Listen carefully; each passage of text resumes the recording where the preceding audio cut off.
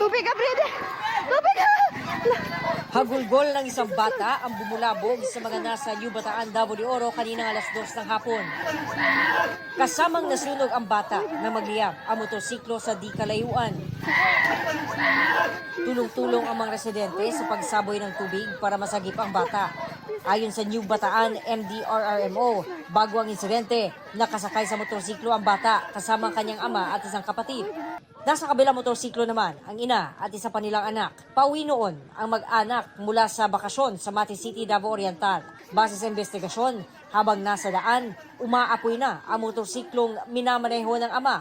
Pero pagdating sa barangay Kamanlangan, natumba ang motor. Pagkatumba, nasunog.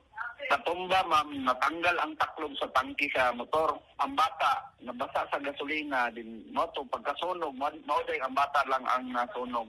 Nagpapagaling ngayon ang bata sa ospital. Sa assessment sa ito ang NDRR personnel responder na mo, ma'am, nagkakuan siya og kanang second degree burn sa iyahang naong og sa lawas.